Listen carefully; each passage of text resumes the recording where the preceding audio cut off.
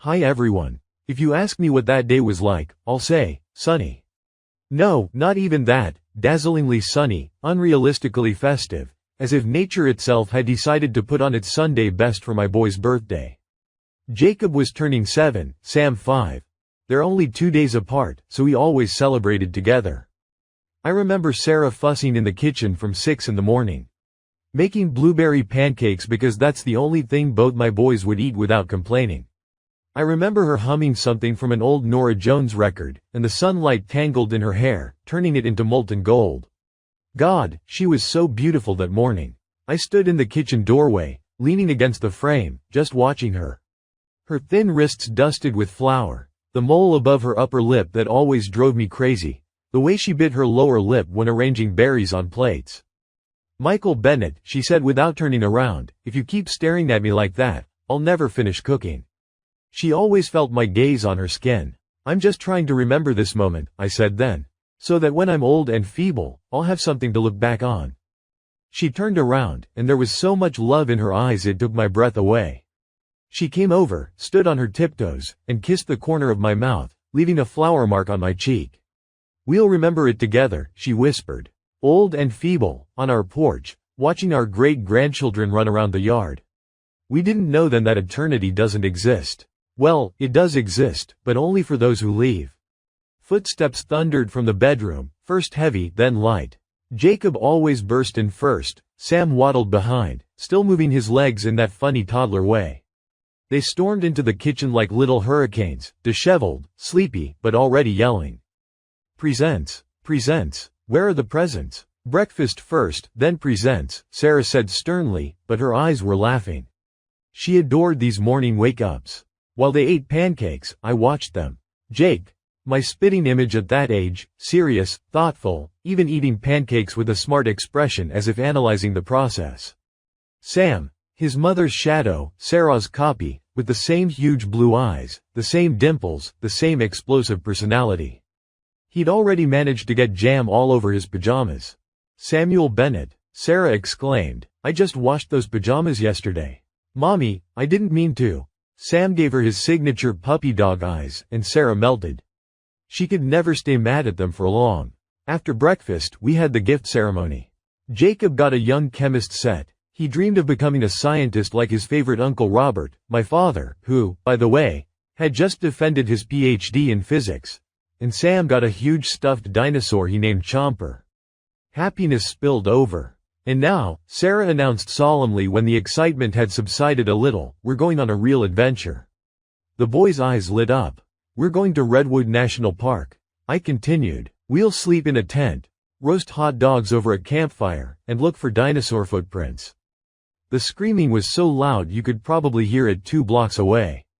Packing was noisy, chaotic, but incredibly happy. Sarah dashed between rooms, trying to pack 2 piles of kids' clothes, a first aid kit, food, and my fishing gear. I was hoping to snag an hour or 2 by the river. I loaded the rented minivan with the tent, sleeping bags, and folding chairs. Michael, did you take spare batteries for the flashlight? Sarah shouted from the bedroom. Yes, honey. And Sam's favorite pillow? Damn, I slapped my forehead. On it. I loved this domestic chaos. I loved when she yelled from one room and I answered from another, and between us were 20 meters of hallway and a whole life full of happiness. Finally, we loaded up. Sarah sat in front, next to me. The boys settled in the back. Sam immediately buckled Chomper in with the seat belt, which made us melt with affection. Everybody buckled? I asked, looking in the rearview mirror. Yes, Dad, they answered in unison. The car glided smoothly out of the garage. I caught Sarah's eye in the mirror. She smiled and winked at me. Ahead were 3 days of happiness, 3 days when we would belong only to each other. We'd been driving for about 3 hours. First the interstate, then we turned onto a scenic road winding through hills. The boys had quieted down in the back. Sam had fallen asleep, slumped against Chomper. Jacob stared out the window, occasionally commenting on the passing scenery. Look, Dad, cows. I see them, son. Sarah took my hand, interlacing our fingers. Her palm was warm and dry. She loved driving like this, in silence, just feeling my presence. You know, she said softly, so as not to wake Sam, sometimes I think we're too happy. It scares me. Why? I was surprised. Well, they say you have to pay for everything. And we've lived so many years, and everything's been good. Work, kids, home, love. It can't always be good. Someday, fate will present the bill. I squeezed her hand. Nonsense, I said firmly. We didn't steal this happiness. We earned it. Every day. Every night we got up for Sam. Every fight we made up from. Every minute we chose each other. No one's going to come and take it away from us. Because it's ours. She smiled, but a shadow remained in her eyes. I didn't pay attention then. Mistake. The road got twistier. I slowed down, though I wasn't going more than 60 anyway.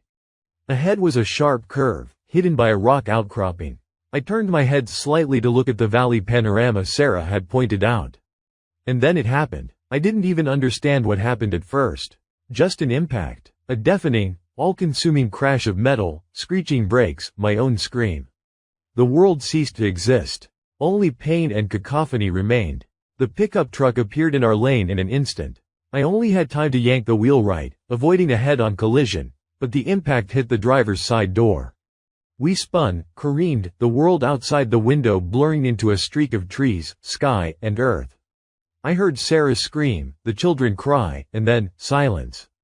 Ringing, terrible, unnatural silence. I hung from the seatbelt. The car had flipped and landed on its side. The cabin smelled of gasoline and blood. My blood. I tasted salt in my mouth and sharp pain in my shoulder. Sarah, I screamed, turning my head. She hung beside me, her face pale as chalk, blood trickling from a gash on her forehead. Her eyes were closed. Sarah, wake up. Please, wake up. I tried to reach her, but a wild pain shot through my shoulder. My collarbone was broken. I groaned and heard weak crying from the back. Jacob, Jake, son, are you alive? Sam? Dad, it hurts. Jacob was sobbing. I turned. He was sitting, buckled in, his face bloody from a cut brow, but his eyes were open. He was conscious. Samuel hung in his car seat, his head lolling limply, eyes closed. Sam, I screamed so loud they probably heard me in the next county. Sam, son, wake up. Silence. I lunged toward him, forgetting my broken collarbone, my ribs, which I later learned were also cracked. I had to get to my son. At that moment, Sarah opened her eyes. Michael. Her voice was faint, barely audible. Sarah. I turned to her. The ambulance is coming, you hear? Everything will be fine. Just hold on. I was lying. I didn't know if an ambulance was coming. I didn't know if Sam would survive. I didn't know anything. The little ones, she breathed. They're fine. I lied again. Sam's just sleeping. Jake's okay. She looked at me, and in her eyes I saw something that killed me more than any impact. She knew. She knew she was leaving. I love you, she whispered. Tell them mommy loved them so much. That I'll always be with them. No, I sobbed. No, Sarah, you'll tell them yourself. You can't leave me. You hear? Don't you dare. She tried to smile. Even now, dying, bleeding out, she tried to smile at me, so I wouldn't be afraid. You'll manage, she said. You're strong. You're the strongest person I know. I'll wait for you, there. Her eyes closed. The hand I was holding went limp. Sarah, no, please, no. I screamed until my voice gave out. I shook her, tried CPR, though I could barely stay conscious myself. I don't remember how long it lasted. Maybe a minute, maybe an hour. Time disappeared, and then I heard a siren. First far away, then closer. Ambulance, firefighters, police. They cut us out of that hell. The last thing I remember was Sarah's face as they carried her out on a stretcher. It was calm, so calm, as if she'd just fallen asleep. I woke up in a hospital room. My whole body ached, but the pain was somewhere far away, not here. I stared at the white ceiling, trying to understand what had happened. Then memory returned, and I screamed. A nurse ran in, followed by a doctor. They gave me a sedative, but it didn't help. I couldn't calm down because a black hole had opened inside me, and it was sucking everything in, thoughts, feelings, life itself. Where are my children? I asked when I could speak. They're fine, Mr. Bennett, the nurse said. Your older boy is conscious, a concussion and a laceration above his eyebrow. Your younger one had surgery, a ruptured spleen, but the prognosis is favorable. He's in intensive care, but his vitals are stable. Surgery, ruptured spleen. My little Sam, who just turned 5, had surgery. And I wasn't even there. My wife, I breathed. Sarah. The nurse looked away. The doctor shook his head. I'm so sorry, Mr. Bennett. She passed away before reaching the hospital. Her injuries were incompatible with life. They said more, but I didn't hear. The black hole inside me had finally opened completely and swallowed everything. The first days in the hospital blurred into one endless nightmare. Police came, asked questions. I answered mechanically, not understanding what I was saying. A social worker came, asked if we had relatives who could help with the children. I gave my father's name. Then Sarah's parents came. I remember that moment vividly. Richard and Margaret Wilson entered the room, and for the first time, I saw not grief in their eyes, but hatred. Richard stood by the door, clenching his fists so hard his knuckles went white. Margaret sat in the chair by the bed, but didn't even try to take my hand or touch me. What did the doctors say? She asked in an icy voice. I told her. About my fractures, about Jake, about Sam's surgery. You were driving, Richard said. It wasn't a question. It was a verdict. Yes, I answered. You killed our daughter. I closed my eyes. I'd been expecting this. I'd been telling myself this every second, every minute, every hour. I killed her. I didn't see that pickup. I got distracted for a second. I killed my wife, the mother of my children. Richard, I began, I'm so sorry. Sorry? He came closer, looming over me. Do you understand what you've done? She was our only daughter. Our sunshine. And you killed her over some stupid trip. It was our idea together, I said quietly. We decided together. Shut up, he roared. Don't you dare make excuses. You were driving. You. Margaret started crying, but there was no pity for me in her tears. Only pain and anger. We're taking the boys, she said, dabbing her eyes with a handkerchief. They can't be with you right now. You're in no condition. No, I said firmly. They're staying with me. You can't even get up. Richard exclaimed. How will you take care of them? My father's coming. He'll help. Your father? Margaret sneered. That old man who can't even take care of himself. Margaret, please. I felt myself losing consciousness from pain and exhaustion. Let's not do this now.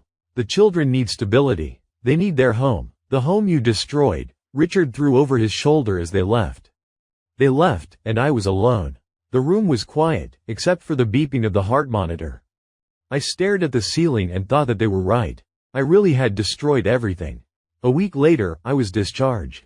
My arm in a cast, my ribs wrapped in elastic bandages, able to walk only slowly, holding onto walls. My father met me at the hospital exit. He stood by his old car, gray-haired, stooped, but with the same steady gaze I remembered from childhood. Son, he said, and hugged me as tightly as he could, careful not to hurt my injuries. Dad, I buried my face in his shoulder and cried. For the first time that week. I'd held myself together in front of strangers, but with my father, I couldn't. We went to get the children. First Jacob, he'd been moved to a regular room. When I walked in, he was sitting on the bed watching cartoons on a tiny TV. When he saw me, he flinched, and I saw the same fear in his eyes that lived in my own soul. Dad, he whispered. I came over, sat beside him, hugged him with my good arm. He pressed against me and started trembling. Dad, is Mom really gone? I swallowed the lump in my throat. Really, son, she's never coming back? Never, Jake, but she'll always be with us. Here, I placed his hand on my chest, where my heart beat. And here, I touched his chest. We'll always remember her, and love her, Jacob cried. We sat and cried together, and behind the door, my father stood wiping away tears too. Then we went to Sam. He lay in intensive care, covered in tubes, so small and defenseless on that huge hospital bed. When he saw me, he tried to smile. Dad, he whispered weakly. I have tubes here. The doctor said they help me get better. You're doing great, son, I stroked his head. My strongest boy. Where's Mom? He asked. I looked at my father. He shook his head. Mom's in heaven now, Sam. She became an angel and watches us from above. Like Grandma? He asked. His great-grandmother had died a year earlier, and we'd explained about heaven then. Yes, like great-grandma. Sam thought for a moment, then said, will she wave to us from there? I smiled through my tears. Every day, son. We got home 2 weeks later. I never thought my own home could feel so foreign. We walked in, and silence greeted us. The kind of silence that exists only in empty houses where happiness once lived. In the kitchen, a grocery list written in Sarah's handwriting lay on the table. One of Sam's socks was in the living room. Her nightgown was still on the bed in our bedroom. I picked it up, pressed it to my face, and breathed in her scent. It was still there. That night, the boys couldn't sleep. Sam cried, called for Mom. Jacob lay with his eyes open, staring at the ceiling. I went from room to room, trying to calm first one, then the other, while an icy emptiness grew inside me. My father took over everything. He cooked, cleaned, did laundry, took the kids to school and kindergarten. He was my rock, my support. Without him, I wouldn't have survived. Literally. A month passed. Then 2. Then 6 months. Grief doesn't leave, it just changes form. At first it's sharp, like a knife, cutting every time you see her things, hear her song, walk past where she used to sit.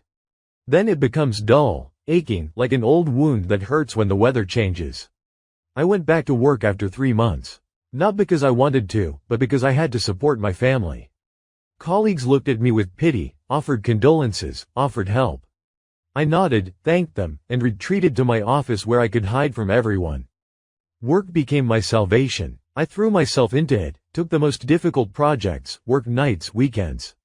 I created an application that saved the company millions.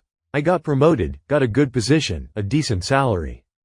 At home, my father held the fort. He took the boys to soccer, checked their homework, read to them at night. Jacob started smiling again. Sam stopped crying at night. Life was slowly getting back on track. But some things never got better. Sarah's parents never forgave me.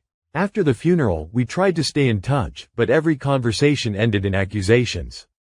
I brought the boys to see them. They spent time with them, but when they saw me, Margaret would look away and Richard would clench his fists. Then they stopped answering calls. I called again and again, but no one picked up. I wrote letters. They came back unopened. I went to their house. Richard opened the door, looked at me as if I were nothing, and slammed it in my face. "Dad, why don't Grandma and Grandpa want to see us?" Jacob asked one day. I didn't know what to say. How do you explain to a 7-year-old that his own grandparents hate his father so much they're willing to forget their grandchildren exist? "They miss Mommy very much, son," I said. "They're in pain. They need time." But time passed, and nothing changed. 5 years passed. 5 long years in which we learned to live without Sarah. Learned is saying too much. We just got used to it. Jacob was 12 now, an honor student, played basketball, dreamed of becoming an engineer like me. Sam was 10, went to music school, played guitar, and still slept with that same chomper his mother had given him on that last birthday. My father had aged but hadn't broken. He still lived with us, helped, grumbled, taught the boys to fish and fix cars. And I just existed. Worked, raised the kids, maintained the house. I didn't look for relationships, didn't go on dates. First, there was no time. Second, no desire. It seemed that part of me had died with Sarah, and that part couldn't be revived. But fate had other plans. Emily Parker joined our company as a data analyst. Tall, dark-haired, with a quiet voice and calm gray eyes. She was the type who didn't pry but radiated warmth. At first, we just said hello in the hallway. Then she asked for help setting up a program. Then we had lunch together in the cafeteria. Then she stayed late to finish a report, and I stayed late too. We started talking. I don't know why I told her everything. Probably because she knew how to listen. She didn't interrupt, didn't ask stupid questions, didn't offer advice. She just sat and listened, looking at me with those calm eyes. "You're a strong person, Michael," she said when I finished. Not everyone can get up after something like that. I didn't get up, I answered. I just learned to crawl. Sometimes that's enough. We started talking more, met during lunch breaks, sometimes went to movies, just as friends. Then I invited her home to meet the boys. I was terribly nervous. What if they didn't like her? What if they rejected her? But it went better than I expected. Emily didn't try to impress, didn't baby talk, didn't push presents. She was just herself. Helped me set the table, talked to Jake about basketball, and to Sam about dinosaurs. Yes, she knew about dinosaurs. Turned out, as a kid she dreamed of becoming a paleontologist. When she left, Sam ran up to me and said, "Dad, Emily's cool. She knows the T-Rex wasn't really the biggest predator, there was Spinosaurus." Jacob added more reservedly, "She's okay. Doesn't pretend." My father, sitting in his armchair with the newspaper, grunted. "Good girl. Smart. Not like those dolls at work who've been making eyes at you." So Emily entered our lives. Slowly, carefully, never trying to take the place that belonged to Sarah. She didn't try to be a mother to my children, she became their friend. And to me, she became everything. We got married a year after we met. The ceremony was modest, at City Hall, no guests, just us, the boys, and my father. Jacob held the reins, Sam threw rose petals. Emily wore a simple white dress and looked at me as if I were the most important person in her life. That evening, after the boys fell asleep, we sat on the porch drinking tea. I took her hand. "Thank you," I said. "For what?" "For being here. For accepting us. For not being afraid of our pain." She smiled. "I'm not afraid of pain, Michael. I'm afraid of loneliness. And with you, I'm not lonely." We lived peacefully for another 6 months. Emily moved in with us, and the house filled with feminine warmth again. She baked pies, helped the boys with homework, scolded them for leaving socks around, and kissed them goodnight. I watched this and couldn't believe my luck. Could you really be happy twice in one life? Turns out, you could. But happiness always comes with a price. One evening, the doorbell rang. I opened it and saw a court officer. He handed me a summons. "Mr. Bennett, you're being called to court regarding a petition for custody of your minor children." At first, I didn't understand. What custody? Who dared? The petition was filed by Richard and Margaret Wilson, my former in-laws. People who had ignored their grandchildren's existence for 5 years had suddenly decided they knew better how to raise my children. I stood in the hallway with that paper in my hands, unable to move. Emily came over, read it, paled. "This can't be," she whispered. "It can." My father came out of the living room. I always knew those two would show up eventually. They never made peace with it. "They still blame you for Sarah's death." "But how can they?" Emily began. "They can," I interrupted. "They have money, they have a good lawyer. And I have a new wife and a past they can twist any way they want." Hell began. Court hearings, depositions, gathering documents, witness testimonies. The Wilsons' lawyer did everything to paint me as a monster. They accused me of killing their daughter, even though the investigation had long since found the pickup driver at fault, of mistreating the children. Lies. Disproven by schoolteachers and doctors, of marrying Emily too quickly, disrespecting Sarah's memory. The worst was the hearing where Margaret testified. She sat in the witness box, all in black, face tear-stained, and spoke in a trembling voice. "Your Honor, my daughter died because of this man. He was distracted while driving, he wasn't watching the road. And now he's brought a strange woman into the house who's trying to take my Sarah's place. Our grandchildren are growing up in an atmosphere of lies and disrespect for their mother's memory. We cannot allow this." The courtroom erupted. The judge banged her gavel. I sat with clenched fists, staring at this woman who had once been almost a mother to me. She hated me, truly, deeply, irrationally. The school psychologist, Dr. Lopez, was called. She'd worked with Jake and Sam after the accident and had observed them all these years. "Mr. Bennett is an excellent father," she said firmly.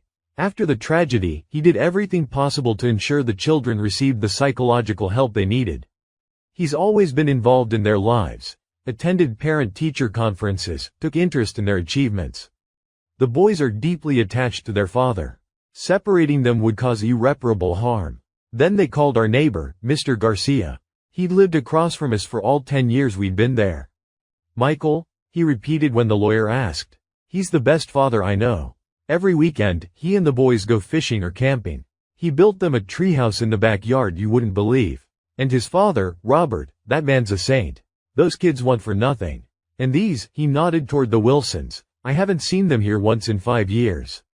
Not once." Finally, they called Jacob. He was 12 now, and the judge asked for his opinion separately, in her chambers, without anyone else present. I don't know what he said, but when he came out, his eyes were red. "Dad," he said, coming to me. I told them everything. How they abandoned us. How they never called. How we waited for them on birthdays and they never came. The judge wrote it all down. I hugged him. "You did great, son." Judge Morrison's decision came a week later. We sat in the courtroom, holding hands, me, Emily, my father, Jake, and Sam. Across the aisle sat the Wilsons. Margaret looked at me with such hatred the air between us seemed to burn. "All rise. The court is now in session," the bailiff announced. Judge Morrison entered, sat down, put on her glasses, and began reading her decision. Having reviewed the case materials, heard the witnesses, and considered the recommendations of Child Protective Services, the court finds as follows. The petition for custody filed by Richard and Margaret Wilson regarding the minor children Jacob Bennett and Samuel Bennett is hereby denied in its entirety. I exhaled. Emily squeezed my hand so hard I thought she'd break my fingers. The court finds, the judge continued, that the respondent, Michael Bennett, has properly fulfilled his parental responsibilities, providing his children with an adequate standard of living and caring for their physical and mental well-being. The children are attached to their father, live in comfortable conditions, are successful in school, and exhibit no behavioral problems. Meanwhile, the petitioners have made no attempt to maintain a relationship with their grandchildren for 5 years, have shown no interest in their lives, and have not participated in their upbringing. Their sudden demand for custody has no objective basis and is, in this court's opinion, motivated by personal reasons unrelated to the children's best interests. She removed her glasses and looked at the Wilsons. I understand your pain, she said quietly but firmly. Losing a child is the worst thing that can happen to a parent. But your pain does not give you the right to destroy your grandchildren's lives. They have already lost their mother. Do not make them lose their father as well. Margaret sobbed into her handkerchief. Richard sat stone-faced, only the muscles in his jaw twitching. We walked out of the courthouse, and the sun hit our eyes. Jake and Sam ran outside and shouted with joy. Emily hugged me. It's over, she whispered. Yes, I answered. Now it's really over. My father came over and clapped me on the shoulder. I'm proud of you, son. You stood your ground. I looked at the sky. It was clear, blue, just like that day 5 years ago. And I thought I saw, from up there, Sarah watching us. And smiling. Another year passed. We're sitting on our porch, me, Emily, my father, and the boys. Jacob's almost as tall as me now. Sam still carries Chomper around, but secretly, so his big brother won't make fun of him. Emily's pregnant. We found out a month ago, and the news was met with mixed reactions. Jacob put on a serious face and said he'd teach the baby to play basketball. Sam asked if he could give Chomper to the baby if it's a boy. My father teared up and went to the garage, for tools, he said, but I know he just wanted to be alone and think of Mom. It's a quiet, warm evening. Crickets chirp somewhere in the grass. I look at my family and think about how long a road we've traveled. About how much pain there was, how many tears, how much despair.